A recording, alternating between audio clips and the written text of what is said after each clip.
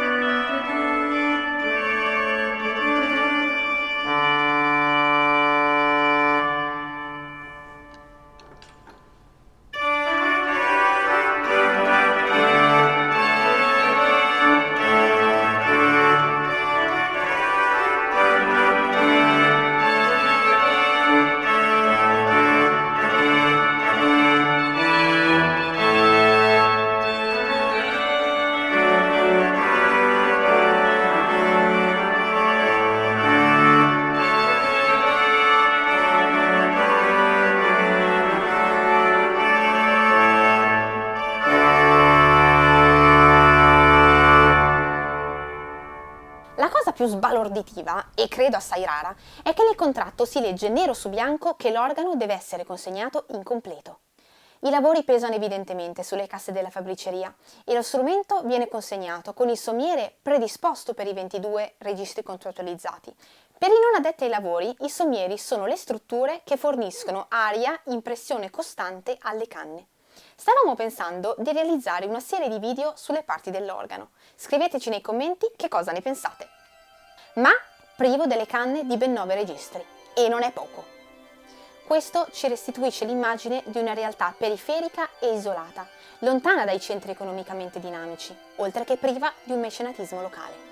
Bruno Tagliaferri ipotizza che l'installazione delle canne mancanti sia stata rimandata in un secondo momento, forse al primo restauro utile, che a quel che sappiamo avviene nel 1858. In quell'occasione l'organaro Cesare Tronci, ricordatevi che anche lui è di Pistoia, restaura l'organo e lo riconduce, si dice, al suo stato primiero. Un indizio a favore è stato che il costo dell'intervento è stato alquanto consistente, se rapportato al costo di costruzione, ma purtroppo mancano i documenti che illuminino la questione.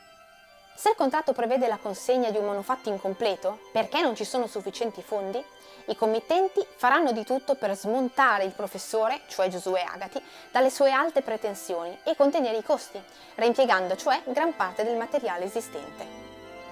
È interessante infatti notare che l'organo alloggia in una cassa in parte seicentesca, di gusto classicheggiante, appartenuta al precedente strumento. L'ampliamento del mobile è risultato appena sufficiente a contenere l'attuale organo, tant'è che i sommieri poggiano direttamente contro i fianchi della cassa.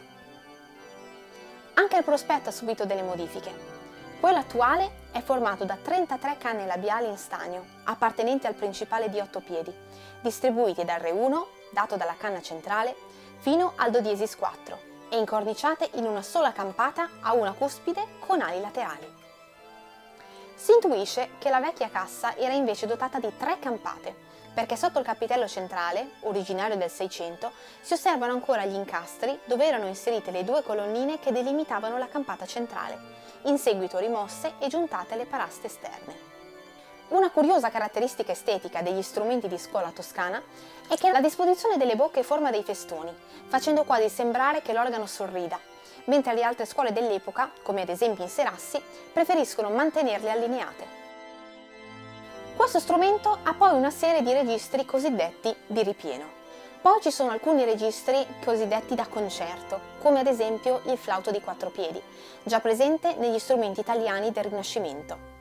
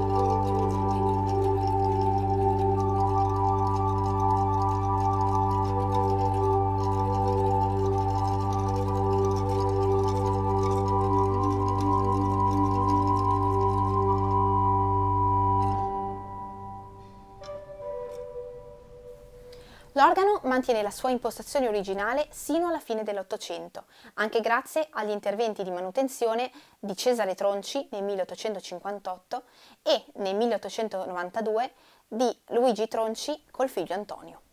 Le cose cambiano 10 anni dopo, nel 1902, quando l'organaro bolognese Adriano Verati propone e realizza una radicale riforma dello strumento, in linea con i dettami del movimento ceciliano. Al termine della stagione melodrammatica, tipicamente ottocentesca, il cecilianesimo rivaluta il ruolo dell'organo all'interno della prassi liturgica. Da protagonista diventa un semplice accompagnatore dell'assemblea e un sostegno per piccole formazioni corali. Quindi Verati sostituisce e amplia tastiera e pedaliera, installa un mantice a lanterna al posto dei 3 a cuneo montati dagli agati e soprattutto interviene pesantemente sul materiale fonico.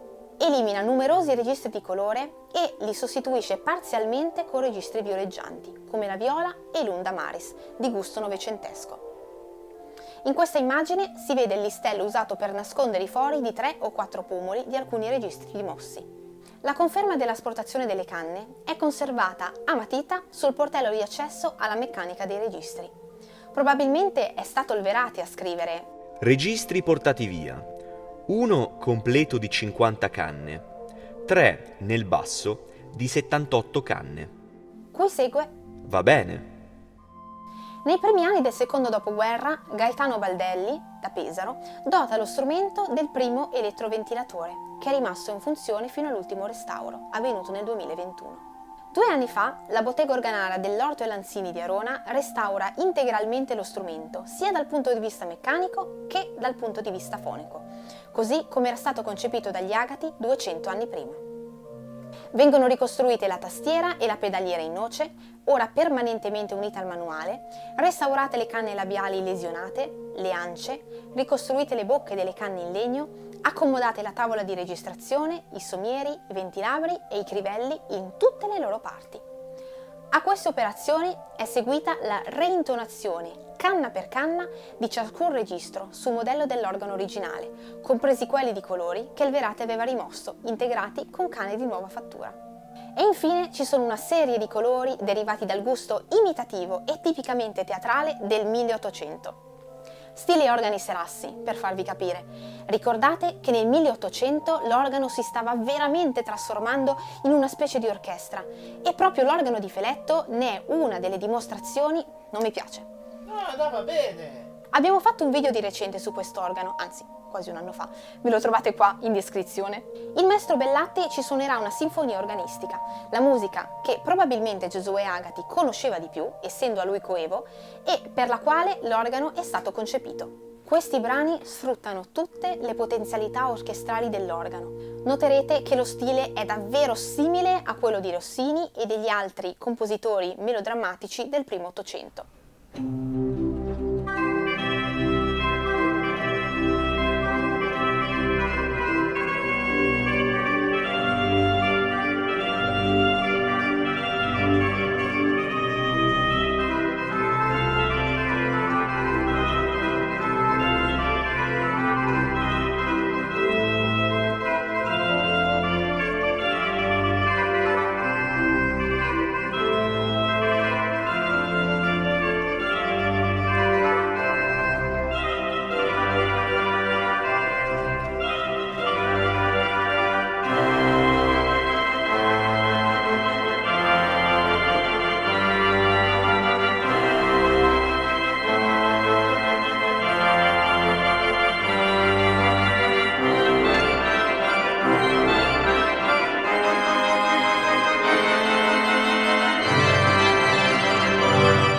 Questo video si conclude qui.